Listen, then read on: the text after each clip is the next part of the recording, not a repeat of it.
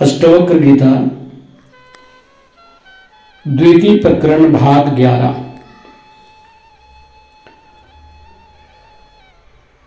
अष्टवक्र जी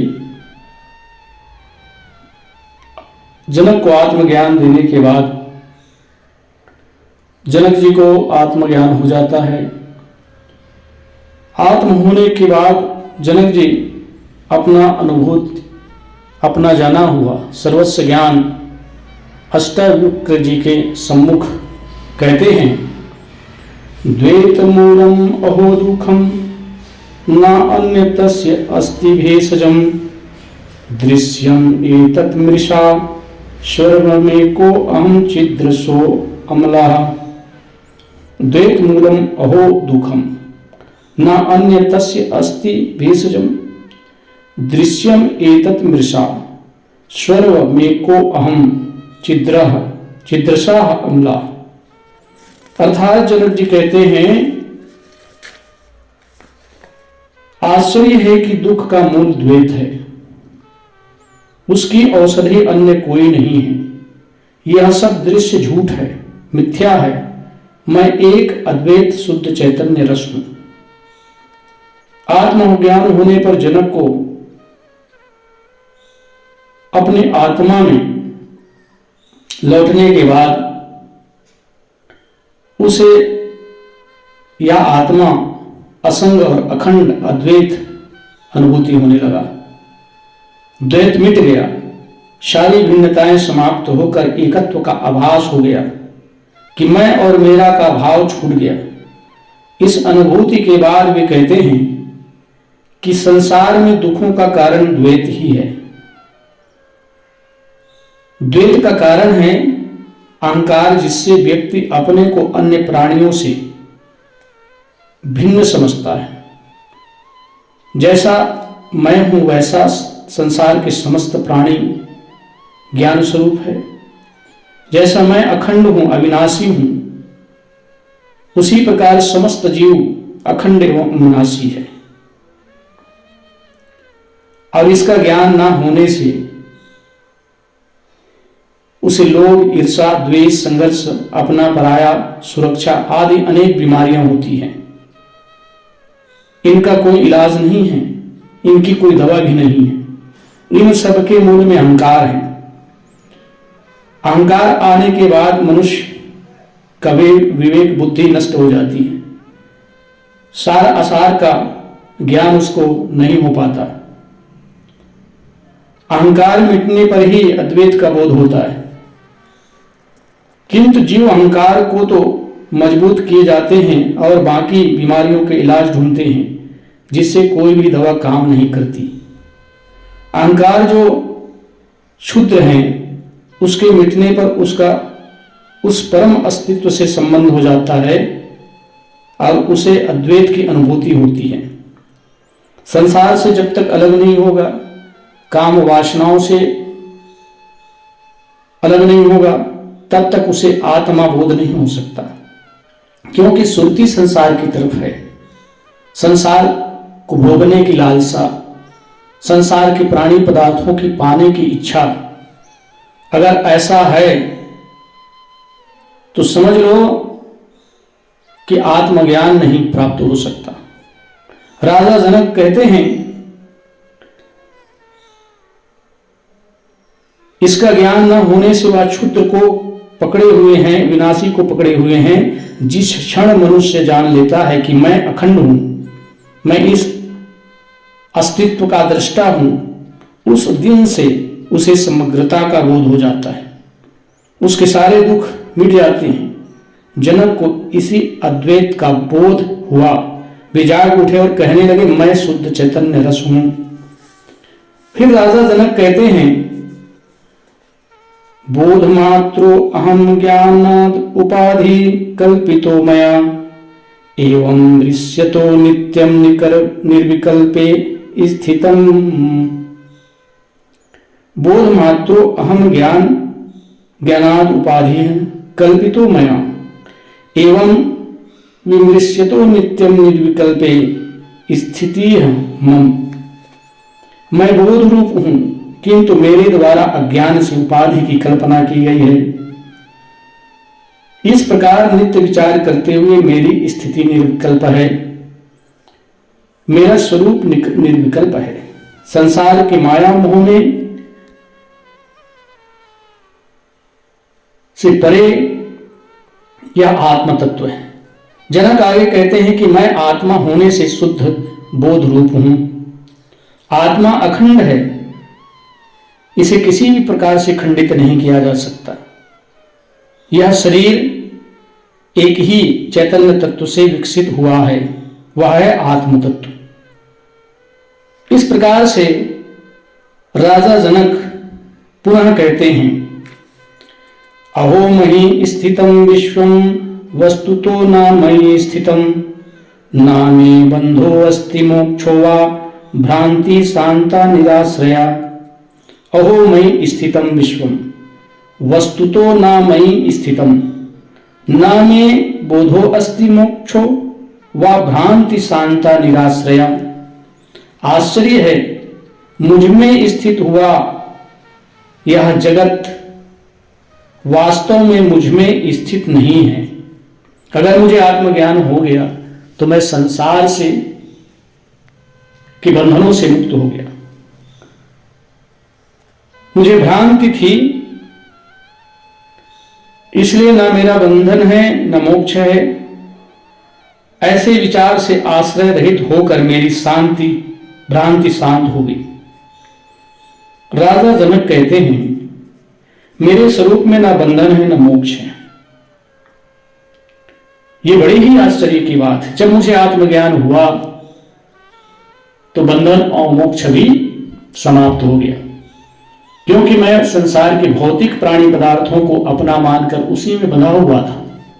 उसमें सुख मानकर, राजभोगों में सुख मानकर, धन दौलतों में सुख मानकर, सिंहासन को सुख मानकर, राजपाट को सुख मानकर मैं रात दिन उसी से दुखित होता रहता था। लेकिन हे गुरुदेव, आपके आत्मज्ञान से मेरी सारी भ्रांति मिट गई। मैं अपने आत्म स्थिति को प्राप्त हो गया। फिर राजा जनक कहते हैं, सशरीरम इदं विश्वं न किंचित इति निश्चितम्, शुद्धं चिन्मात्र आत्मा च तत्कस्मिन् कल्पना अधुना। शरीर रहित यह जगत कुछ भी नहीं है, अर्थात न सत्य है और न असत्य। यह शुद्ध चैतन्य मात्र आत्मा है, तो इसकी कल्पना ही किसमें है। अर्थात मैंने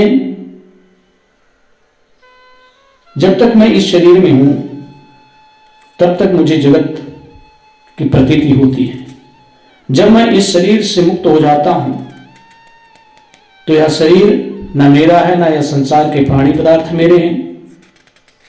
जनक जी कहते हैं कि शरीर युक्त यह सारा संसार, इसका कोई स्वतंत्र अस्तित्व नहीं है। यह शुद्ध चैतन्य आत्मा ही है। आत्मा निराकार है, उसी की साकार कल्पना वासना ये जगत है। यतः आत्मा से भिन्न यह जगत नाशवान है, और इस नाशवान को मैं सत्य मानता था।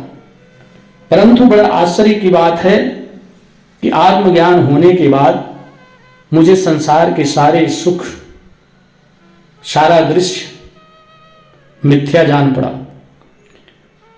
फिर राजा जनक कहते हैं, शरीरम स्वर्ग नरको बंध मोक्षो भयम तथा कल्पना मात्रम वैतिक में कार्यम चिदात्मनः। यह शरीर स्वर्ग और नरक, बंधन और मोक्ष वह भय निसंदेह कल्पना मात्र ही है। उनसे मुझे चैतन्य आत्मा का क्या प्रयोजन। मुक्ति के रहस्य को राजा जनक कहते हैं कि यह शरीर से भी मैं अलग हूं, और जो कल्पना की गई है स्वर्ग नरक कि जीव शरीर छोड़ने के बाद स्वर्ग और नरक को प्राप्त होता है, जैसे उनके कर्म होते हैं वैसे उनको वह स्थान प्राप्त होता है। लेकिन यह भ्रांति भी मिट गई कि ना अन्य कहीं स्वर्ग है ना कहीं नरक है। जब मैं इसी शरीर में दुखी हूं तो मैं नरक में हूं, और अगर इसी शरीर में मैं सुख से हूं, मुझे आत्मा का ज्ञान हो गया और मैं आत्मा में सुख मानता हूं, मेरा स्वरूप ही सुख है, तो नरक भी समाप्त है। ये कल्पना मात्र ही है कि मनुष्य शरीर छोड़कर ये जीव स्वर्ग नरक की यातना भोगता है। फिर कहते हैं राजा जनक, अहो जनक यहो जन समूहे अपि नाद्वैत्यम पश्यतो मम अरण्यमेव संवृतम क्वारति करवाण्यहम्। अहो जन समूहे अपि नाद्वैत्यम पश्यतो मम, अर्थात इस जगत की भीड़ में मैं अपने आप को असंग और अकेला जानता हूं। संसार में अनेक प्राणी हैं, पशु पक्षी कीट, मनुष्य से लेकर समस्त जीव शरीर धारण किए हुए अपने अपने कर्मों को के फल को भोग रहा है। ये बड़ा आश्चर्य है कि मैं वही आत्मा हूं जो सबके भीतर में विद्यमान है। इस आत्मा का गुणधर्म सभी देहधारी जीवों में है। जैसा मैं हूं वैसा समस्त संसार के प्राणी हैं। इसलिए आश्चर्य है कि जीवों के बीच में मैं भी अपने आप को देखता हूं। फिर राजा जनक कहते हैं, ना अहम देहो ना मे देहो जीवो, ना अहम ही चित्त अयमेव ही मे बंधम आसिद्ध जीवते स्पृहा। ना अहम देहो ना मे देहो जीवो, ना अहम ही चित्त अयमेव ही मे बंध आसिद्ध जीवते स्पृहा। न मैं शरीर हूं और ना मेरा शरीर है। अगर मेरा होता तो मुझसे जुदा नहीं होता। यह शरीर इस प्रकृति का देन है जिसने मैं इस शरीर को प्राप्त किया हूं। निश्चय ही मैं चैतन्य मात्र हूं, मैं दृष्टा मात्र हूं, मैं ज्ञान स्वरूप हूं। मेरा यही बंधन था जो कि मेरी जीने में इच्छा थी। अब राजा जनक यहां जीने को भी बंधन मानते हैं। जनक जी इस सूत्र में जीने की इच्छा को भी बंधन मानकर उसे भी तोड़ देते हैं। जीने की इच्छा भी बंधन है। इसे समझना आवश्यक है कि जीने का बंधन, जीने का आशा कैसे बंधन है। जनक कहते हैं कि मैं चैतन्य मात्र हूं, इसलिए ना मैं शरीर हूं और शरीर आत्मा नहीं है।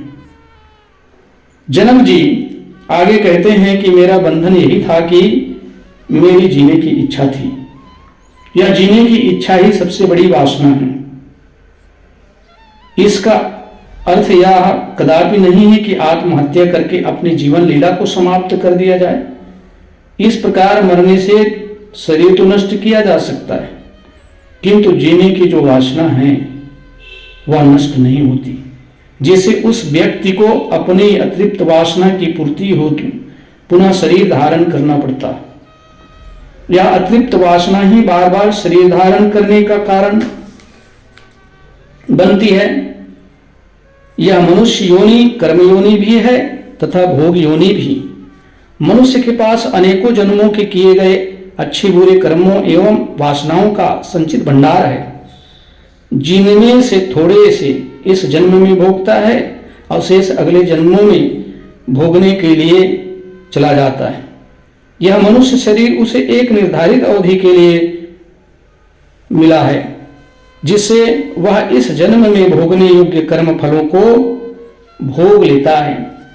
किंतु अवधि से पूर्व शरीर को नष्ट कर देने से वे अभोग्य कर्म उसे अगले जीवन में भोगने योग्य कर्मों के साथ और भोगने पड़ते हैं। अतः सभी धर्म आत्महत्या को पाप समझते हैं। पाप इसलिए कहा गया है कि प्रकृति ने जो शरीर एक निर्धारित समय के लिए दिया है, उसे विकृत कर देना या नष्ट कर देना उस ईश्वरीय नियम का उल्लंघन है। यही पाप है जिसकी जीव को सजा मिलती है। राजा जनक जीने की इच्छा को बंधन क्यों कह रहे हैं? वे कहते हैं जीने की इच्छा भी बंधन है। जीने की इच्छा भी भोगों की इच्छा के कारण ही पैदा होती है कि मैं अधिक जीऊं तो अधिक भोग भोगूंगा।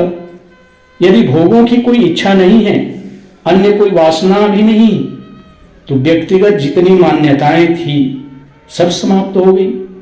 फिर भी जीने की इच्छा करने का अर्थ है अभी वासना शेष है, अभी कुछ पाना शेष है, अभी मोह ममता राग द्वेष आदि पूरी तरह छूटा नहीं है। इसलिए जनक जीने की इच्छा को बंधन कहते हैं। समस्त इच्छाओं के छूट जाने पर भी शरीर तो रहेगा, किंतु वह निराकांक्षी होकर रहेगा, अर्थात निर्विकल्प भाव से रहेगा। स्वाभाविक जीवन चलता रहेगा, कर्म एवं संसार के प्रति आग्रह नहीं होगा। ऐसा व्यक्ति ही जीवन मुक्त होता है। फिर राजा जनक कहते हैं, आश्चर्य है कि अपार समुद्र रूप मुझ में चित्त रूपी पवन के उठने पर शीघ्र ही विचित्र जगत रूपी तरंगे पैदा होती है। वास्तविक में मनुष्य की इच्छा ही तो संसार पैदा करता है। अगर मनुष्य में इच्छा ना हो तो उसका संसार बनेगा ही नहीं। इसलिए राजा जनक कहते हैं कि आत्मा रूपी अनंत समुद्र में उठती हुई विचित्र तरंगे हैं जो चित्त की वायु के झोंके से उठती है। चित्त में जो लहरें उठती हैं इच्छाएं, कामनाओं का, वासनाओं का, और इसमें तीन तथ्य महत्वपूर्ण है। एक तो यह कि आत्मा या ब्रह्म अनंत सागर के समान है। आत्मा ही ब्रह्म है, आत्मा से अलग कोई ब्रह्म नहीं। इस आत्मा से ही इच्छा प्रकट होता है जिसका कोई अंत ही नहीं है। जिस प्रकार वायु के झोंके से समुद्र में ऊंची ऊंची एवं विभिन्न प्रकार की लहरें उठती है, उसी प्रकार चित्त रूपी वायु के झोंकों से इस आत्मा में विभिन्न वासनाओं की लहरें उठती हैं।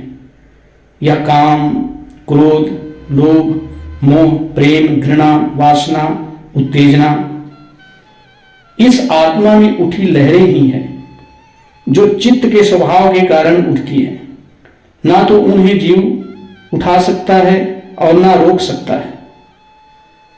इन लहरों का नाम ही संसार है। संसार का मतलब ये न समझ जाना यह संसार जो दिखाई दे रहा है वह संसार नहीं, हमारे अपने इच्छाओं और कामनाओं का संसार। हमारे चित्त के विपरीत दशा होने के कारण ही लहरें उत्पन्न होती हैं, मन में तरंगे उत्पन्न होती हैं। संसार को पाने का, संसार को भोगने का, संसार में सुख, ये लहरें चूंकि समुद्र से भिन्न नहीं है, इसी प्रकार यह संसार आत्मा से भिन्न नहीं है। जो इच्छाएं उठती है वो आत्मा से भिन्न नहीं है। चित्त तो हवा के समान चंचल है। इससे आत्मा रूपी संसार में लहरें उठेंगी। यदि इन्हीं चित्त की वृत्तियों को रोक लिया जाए तो समझ लो आत्मा को उपलब्ध हो जाओगे। इस प्रकार से जनक अपना अनुभूति प्रदान करते हैं। फिर कहते हैं, अपार समुद्र रूप मुझ में चित्त रूपी हवा के शांत होने पर जीव रूपी व्यापारी के अभाव से जगत रूपी नौका नाश को प्राप्त होता है।